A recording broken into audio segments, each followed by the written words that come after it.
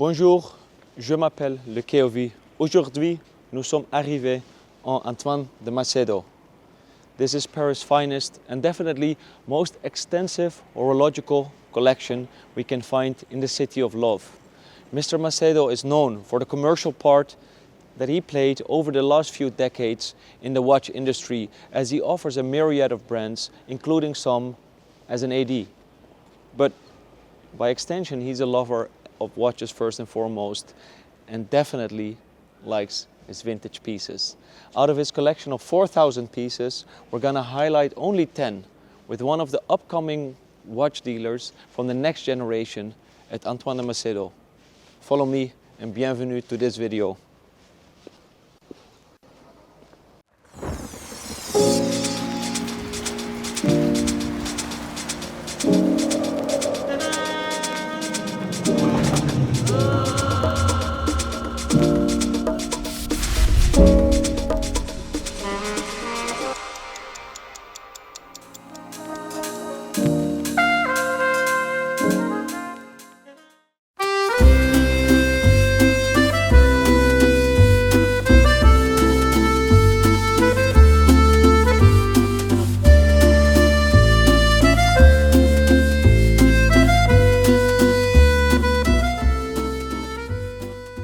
Antoine, thank you so much for making the time. You're very Merci. hospitable. Merci. Even more so, you bought some nice watches from me. Yes, of course. The You have first very watch, nice watches. The first watch I bought from you, do you remember that watch? Yes, it's the Padelon. Yes, the 8171. Unfortunately, that specific I don't have anymore, but I found a replacement that I had to wear, of course, during this video. Right, nice. I love this watch because it's out of time watch. The size, the proportions are very, very nice. And yours is the case, it's perfect. The case is good. I preferred your dial though that I had on the other one. And of course the Gay Frere bracelet that was on the watch that I had from you, I fell in love with. I love bracelets. But the watch you sold, you have a story. It's one of my first, it's Padelon I have.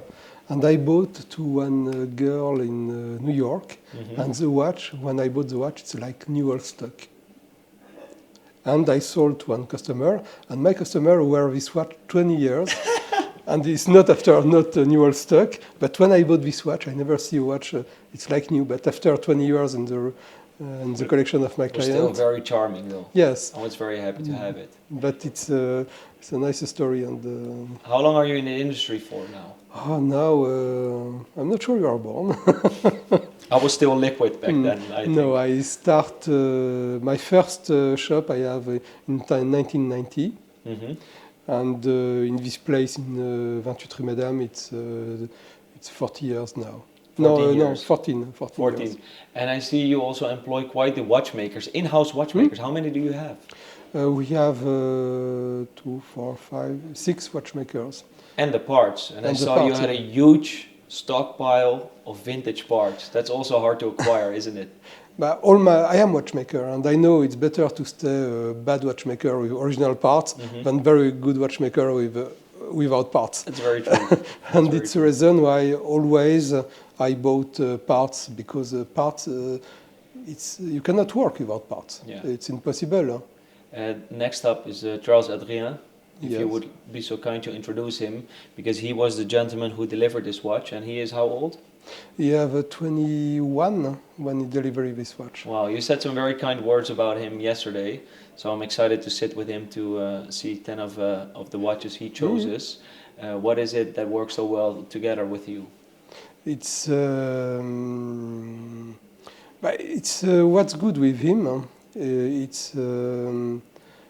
It's like extension of me, but different. And it's very funny. I tell you, when I meet him the first time, I say, "What is your dream?" And he says, "It's become Antoine de Macedo." And I say, "Okay, the place is free. You can come." Great to hear. We'll find a more discreet setting and show some of the cool watches you have to offer. I hope you and him picked out a selection that really signifies Antoine de Macedo horlogerie. De Montmartre à Notre-Dame, un monde entier sommeille. Un premier rayon de soleil illumine les quais de Seine. So I'm very excited to see what you brought. Enlighten us, my friend. Thank you very much for having me. It's my pleasure to welcome you at the shop. Thank you. And I try to choose some watches from my personal collection and also from the shop, but kind of French watches or French-related watches. You are in France. How to not start without Cartier? There we go. The most popular, arguably. Yeah, this one is it's a 1965 Tank Normal, so the original Exactly. tank. Yeah. Which is a model I really like because even if it's slightly smaller than the Tank Louis, it looks like bolder, more masculine because it's more square. I very much agree there. Due to the case proportions, it's a lot of power in a small package. Yeah, exactly. And when I wear a Cartier Tank Normal, you get so many reactions, people wanting to see the watch from up close, Yeah. you know, Yeah. because it's a watch that kind of draws the attention because of its size. Yeah, exactly. And hence, I do not appreciate the modern one as much because it's so much bigger. Yes. It kind of loses the Yes, appeal. it loses the elegance of the original one. Agreed. And what's funny is that when I'm wearing this watch and people come to buy like a vintage tank or vintage Cartier, I show the Tank Louis, and at a certain moment, every time they spot this one, and they don't know how to explain that. They are not able to say why, but they prefer this one. And they can't say what's the difference between the Tank Normal and the Tank Louis, but they just know that they prefer this shape. It's very funny. I lose a lot of sales because of this watch. Well, it's a good start with the OG Cartier rectangular, the Tank Normal, and I see arguably one of the other most important rectangular watches right next to it. Of course. A Reverso from what era are we talking about? This Like one really is early? from it's a very early model because it's from the 1930s, but it's already with the small second. But this one is very specific because first it's a two-tone case. So the case is in yellow gold with the back in white gold. Superb. But also this one has been retailed by the Parisian retailer Mappin & Webb. So it's also double signed, and of course the dial is kind of triple signed because it's first signed Reverso, Jaeger, and not Jaeger-LeCoultre, only Jaeger, and Mappin & Webb. And you of course And the have numerals. and the numerals are crazy. Of What course. a joy to watch. And the aging on the dial looks magnificent. Yeah, this watch is in very original condition. You still even have the original clasp, which is of course the same kind of clasp that you can find on the Cartier. With the numbers punched in it. Exactly, with the Edmond Jaeger hallmarks. And there's a mystery about this watch because I can't find what's this red dot on the dial.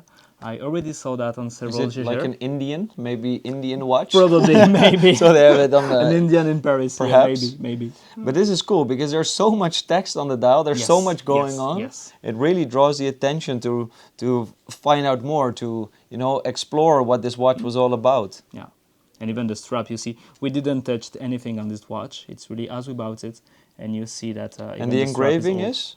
And the engraving is the initial of the original owner. But You're not able to recount who was the gentleman or the lady. Unfortunately, no. Regardless, a very sophisticated first owner, I have to say. Yeah, and someone very elegant. And the Breguet numerals, for me, they really top it off. We're talking about almost an antique watch. This watch is close to 100 years old. Yeah, almost a century. Yeah. It's crazy. Statement piece, two rectangular watches that And I both think... very Parisian. Both very Parisian, and I think they should not be left out of a collection of a sophisticated gentleman. Of course.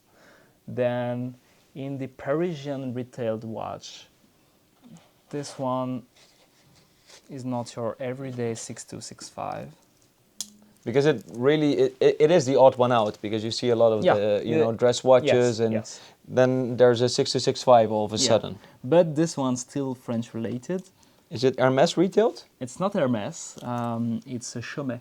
Chaumet the retailed. Parisian retailer who Which used you to can be see on the case of back? Of course, yes, you see the double serial number of Chaumet, the stock number. Wow, that's cool. Yeah, that's very cool, and not so common because it's something I always like. It's the double side, or at least retailed watch, because it's not something you can imagine today, like purchasing a Rolex at Chaumet. Yeah. It's not something And it tells you a can story, imagine today. Yeah, of right? course. So that's what I like. There was even I believe it was a JPS, but it might have been a lemon dial, and there was Hermes signed on the Oh, really? case back. That's yeah, crazy. which was also fairly cool. Yeah. It's just that little extra punch. Yeah. And here with the stock numbers, it's even more something you have to explore because Yeah. it's less in your face. With the Mapen and Webb, it's right on the Yes, dial. exactly. This one is a watch, you look at it, you think it's an ordinary 6265, which already is appealing with the Sigma dial, but then you turn it around and like, what's that? Yeah, exactly. And it's really the kind of, I know that you hate this sentence, but the if you know, you know. So, I know. Cut but the video here. That's the end of it, Charles-Hadrien. But if you don't know, like, if it's just a basic 6265, Mm-hmm. but if you know the serial number from Chaumet, you know that this watch, where it come from. And Yeah. that's something I really like about this one. The French nationalistics. Of course. There we go. There we go. Another Chaumet, maybe? With pleasure. I can already see it. The space age stuff. The Space Age, yes. And that's a watch from my collection that I really like because, You can see your own face in it. yeah, you have to... Very to- narcissistic. Yes, That's why you yes, really like it, of I'm course, sure. Of course. No, but I love it because first there's no brand on it, Mm-hmm. like the Cartier. And also this watch has been developed by a very interesting company called THA. Mm-hmm. And it's a very interesting company because they work for so many brands. And the vast majority of the people don't know THA, but Vianney Alter, FP Journe, Denis Flageolet from the Béthune, they used to work for THA, and they developed watches for Cartier, for Chaumet, for even Omega. And I'm very interested by this company. And the jump hour has to be one of the most romantic ways of displaying the time. Exactly. Would you take this over a Tanka Guichet or? It's very hard. You know, I tried both side by side, and it's very hard because they are both very appealing, but in a different, very different way. This one is very hard to put in a period. Yeah. Some people say, oh, it's a watch from the 70s, but some people say that it's from the 20s or 30s because it's when you had a jump hour, Exactly. it kind of blends different epochs into Exactly, one watch. That's what's exactly. cool. It's very futuristic, but also very funky from the 70s, but also has its heritage laying in the 1920s. So that's a cool piece to have. And I think it works well with the round shape in combination with the rounded minute guichet, let's say. Yeah, exactly. With the opening there. And there's a holy grail for me in this collection called Les Pléiades. Okay, There's a minute repeater, which is very nice, trust me. that's good. And also, I saw a few examples of these white gold automatic versions, but with a white gold brick bracelet. Exactly the same you can find in Cartier from the same era, from the special order, these kind of things. And this watch with the full white gold bracelet. This is going to be a superficial question, I understand, but please enlighten me because I'm very unfamiliar with these models. What price range are we talking about? It's very hard because the vast majority of the one you found are in yellow gold. Mm-hmm. You'll see a lot of the smaller size, the 33 millimeter, which are quartz. Yeah. But in automatic and white gold, I think it can be around between 20 and 30,000 now. So the rarity does translate to the material. Yeah. And And also, of course, the interest about Cartier and the big prices of the Cartier Tanka Guichet make this watch much more expensive than it was before, but it's still a very cool watch to own. Thank you for showing. Then the Frenchiest Swiss watchmaker, maybe? Yeah, you can't go without the Breguet. Of I think it's course. also very synonymous with Antoine de Macedo. Yeah. And I believe you guys have the most empires. You might have had the most empires in the world, Maybe. perhaps. Maybe. Who knows? Yeah. Who knows? Yeah, you know the one from Jacqueline, A Dose of Time? It comes from here. I know, because I saw her on the meeting in Maastricht, Mhm. and she showed me the watch, and I was mind blown. Yeah, the and I gold asked her dial where. is just astonishing. Yeah, and I asked her where did you find it, and of course she said, "Oh, I bought it at Antoine de Macedo." Yeah. Another gentleman, Stéphane, Mhm. I saw his. I asked him, "Where did you find it?" "Well, I got it from Antoine de Macedo." Apparently, you have a monopoly on these. Oh, because it's watches that we really like. Because for me, it's close to be the perfect watch. Mm-hmm. because The coin edge case is just from a distance already yeah, so... it's huge. Wow. And if you see, it's very interesting to see the two sizes, The because lady size is very rare, isn't it? it's in fact it's a men's size initially, but it comes in two sizes, of course, and the elegance criteria were very different at the time. So that's the 31 millimeters, so the 10.5 lines, and that's the 13 lines, so the big boss. Both are with puzzle movements, but it's really, yeah, for me, close to the perfect watch, because the proportions, the design is very timeless for me. It's very And characteristic Breguet with the guilloche dial, with the beautiful Breguet handset. Yeah. It is a remarkable watch, but I have to say that the 31 millimeter dress watches I very much enjoy. For example, if you compare this to a Calatrava 96, I would say though that a Calatrava 96 was a little bit bigger because this case size is quite thick. Yes. And therefore it looks in diameter slightly smaller. Yeah, that's true. Hence I thought it was, I perceived it as a little bit more feminine watch. But for me, the Empire has to be one of the most bourgeoisie kind of watches. It exudes luxury. It is opulence, but in a very subtle way. Yeah, it's very understated. And something I really like about the Breguet, and very interesting, is that many times when we purchase like old Breguets, and especially from the brown period, it's very interesting when you order the extract of archives, when you ask to Emmanuel, the provenance is often with great names. Yeah, they had some serious clientele. Yes, there's some very wealthy family, but very renowned name, and it's often very nice provenance. It's a super prominent brand in the upper echelons exactly. of society. Yes, well, for the Parisian society, I think when you are in the 30s, 40s, 50s, there's probably 2 or 3 brands. Yep. And I think Cartier and Breguet are 2 of them, which are really the certainly. Parisian Whilst brand. a Rolex could be owned by the local grocery store owner or something like that. Well, this case doesn't happen with Breguet. It was usually reserved for royal families or influential people in society, and that makes you even wonder more about the history of the specific watch. And what's interesting also is that Breguet was the first brand to have an illustrated catalog. So already in the 18th century, they have an illustrated catalog. But what's crazy is that they showed different models, but it's mentioned that if you want to modify anything like the gold, like the hands, even the disposition of the complication, you can just ask and they will do it. And good luck with Rolex trying to say, good luck with Rolex. Let's do the subdials this color. Of course. And typically, even for the Empire, in every model we saw, they are all slightly different. Yeah. It's also due to the fact that they are all handcrafted. Yes. If you see the hands, they are finished by with a field by hand. All the dies are hand engraved and filled with enamels. So of course it's fully handmade, but typically for the small one, in 90% of the case, you will see it with the Breguet at 12, and this one have the Breguet at 6. Yeah, and I thought that was maybe usual for the smaller sized versions, but I didn't know it was... No, even for the large size, you see often this size with the Breguet at 12. And what I like also with Breguet, and with these very important watches, let's say back in the days, that they oftentimes have an engraving, just like the Reverso. This one has it too. Yeah, exactly. Because it really showed, the importance of a specific owner or family. Yeah, and the story of the watch. Typically with this one, that's another one from slightly more modern, but slightly just more as beautiful. But very interesting because this one is really a part of the story of Breguet.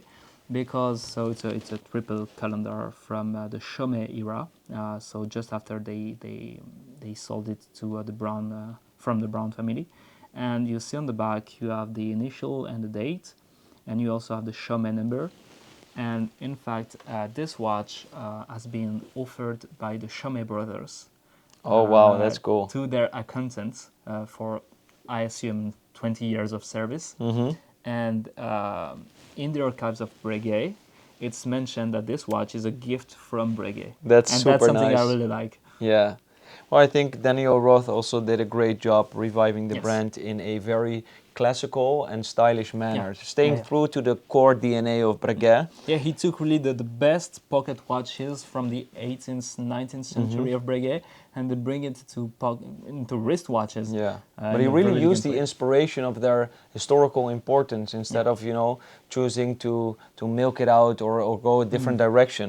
But what I found interesting, and I said it in a video before, is that Breguet has got both ends of the spectrum covered, especially if we're talking about like 1950s, 1960s. You got, of course, the bourgeoisie, the dress watches like the Empire, but or here we have a triple calendar, complicated watches they're known for. We're talking about the tourbillons, Tourbillon, most of course. known with them, but let's Retrograde, say perpetual retrograde, calendar. perpetual calendars, split second, rattrapants.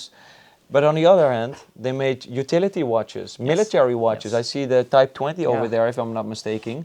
They're Exactly. so far apart, and still they excelled in both fields. That's Exactly. interesting for the brand too. And this one is a very nice example from the collection of the store.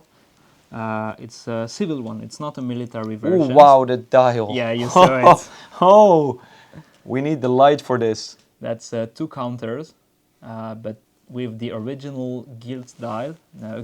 I mean glossy. It's not really glossy. gilt, but it's a glossy dial because a lot of dials on the Type 20 are service dial, which are matte. Yeah. But the original ones, as you know, are lacquered.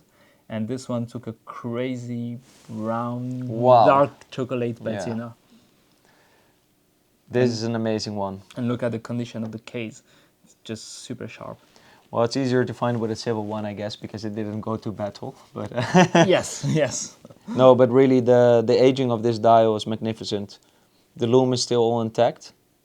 It's a very nice one. It's a crazy example, and that's something Antoine, he can't resist to a nice Type 20. And Did you saw my video on the Type 20s I did? Sure, that was a Okay. crazy one with the planes. Luckily. Very nice I'm happy place. to hear. You were one of the very few. It wasn't so popular video. Really? No, it was not. No, but I think Breguet is a very Niche. niche and underappreciated brand. Mm-hmm.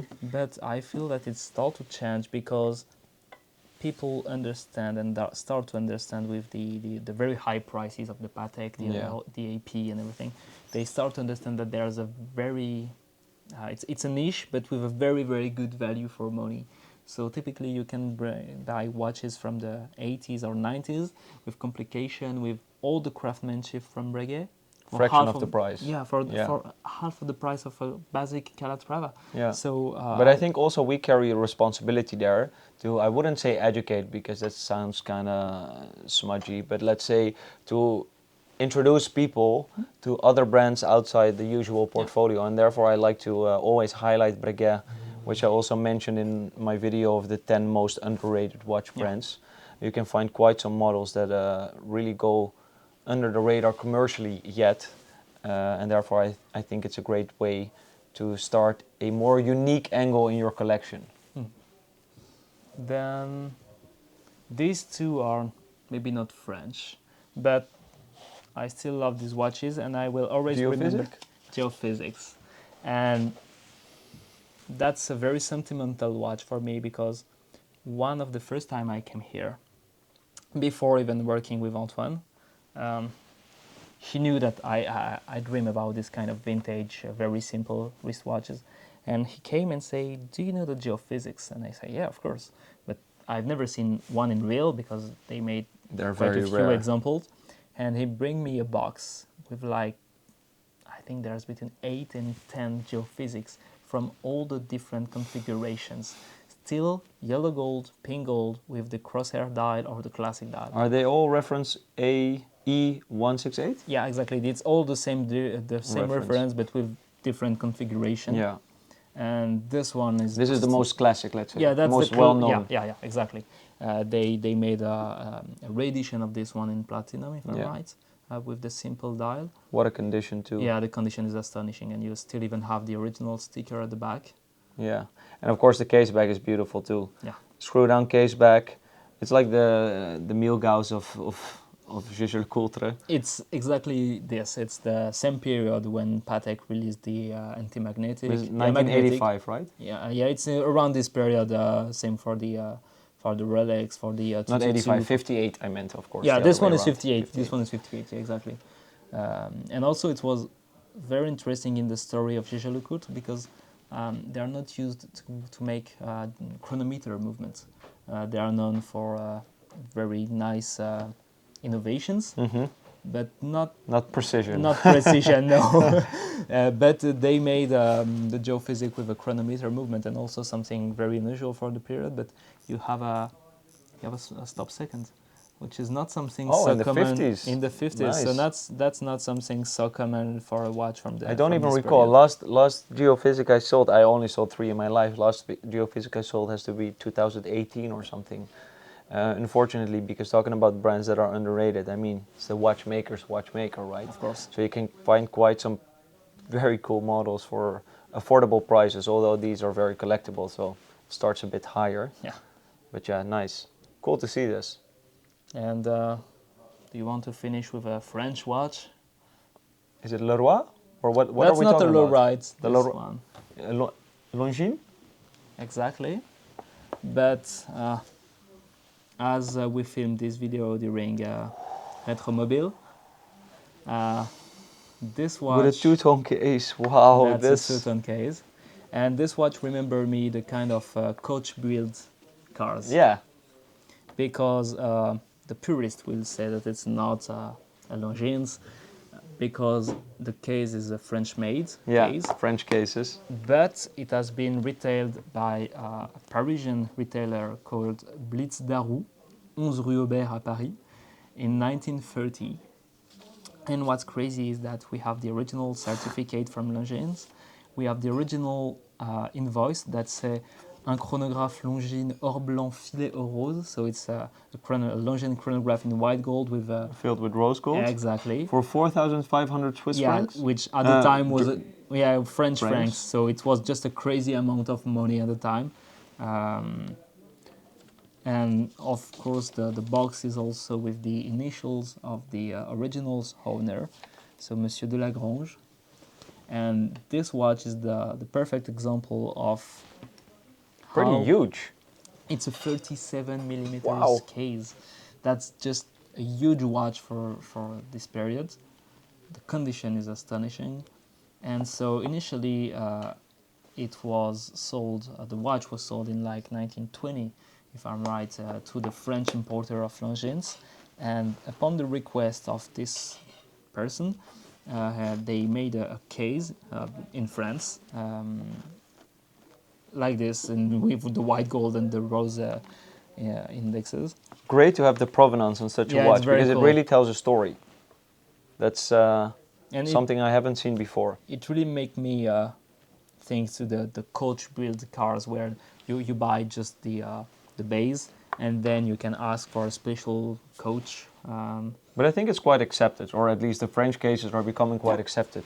But you have to understand a little bit of the story The behind period it. and how it works, and also the quality of the case. It's just crazy. Like if you see the construction, the screws, everything is just magnificent. And it's made very solid, actually. Yes. It feels like It's a very sturdy heavy. watch. It's a very heavy watch, Which yes. is very unusual for this era. They didn't save money on gold. No. Amazing. Always cool to see something you've never seen before. And you really surprised me with this magnificent piece of art. That's the cherry on the cake for a French watch. But there's a one watch left. Oh. This one. Yeah. It's not French, but just a nice piece. It is. It's a Patek Philippe for travelers. 2497. This goes just to say, like the empires, the people that bought these watches, they were very, let's say, people that were ahead of time and very higher echelons of life. Because who needed a travel time back in these days? Yeah, exactly. You know, aviation was only for the very, very lucky few. For wealthy family. Very wealthy, yeah. But I really love the fact that it looks like a time-only watch, like free hands, which is not something you see on the second series or the later Correct, hand. But I really like the fact that you have only free hands, but the two pushers on the side to correct the time.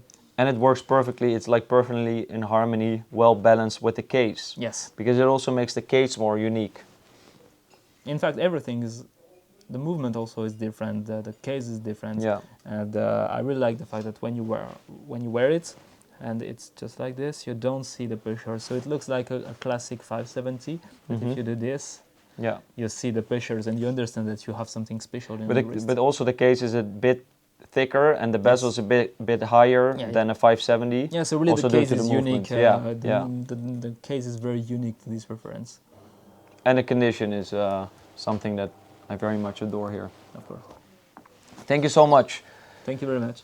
I have to take some time to enjoy these great pleasures. But before we do some more digging into the treasures that are behind us, and to be honest, they're everywhere. There's on all the everywhere, yeah, of floors, course, there's it's what I said. treasures. There's one more pocket watch I'm seeing. That's in the same spirit than the 2497. That's a travel watch, the triple time zone Cartier pocket watch. Coming from Middle East? Coming, I imagine, from Middle East, but retailed by Cartier London, but made by Cartier For Middle France. Eastern For clients. yeah, exactly. And so with 3 different time zones. And I really like the fact that the 2 subdials are with different fonts. Oh, that's fun. You have That's- Roman yeah, and Arabic exactly. numerals. And Totally different.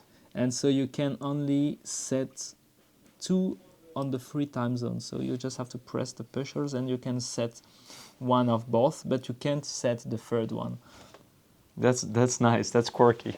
But it's the same than this. Imagine the person who owned this watch, the person who ordered this watch, because I imagine these were probably only made upon request. Yeah. The kind of gentlemen who travel all around the world and order this kind of very elegant piece. Yeah, I have to be honest, lately when I'm flying Ryanair, you don't see the people wearing these watches anymore. No. But it might Apple be Watch. me. It might be me. Thank you so much for showing Thank you very much. Charles-Hadrien. Make sure you follow your personal account because you also are very fond of sharing treasures there. Yeah. As well, we put it in the description, as well as Antoine de Macedo Horlogerie. Horloger, I should say. And if you're in Paris, this is a must-go-to stop. It's the most important visit. Forget about the Louvre.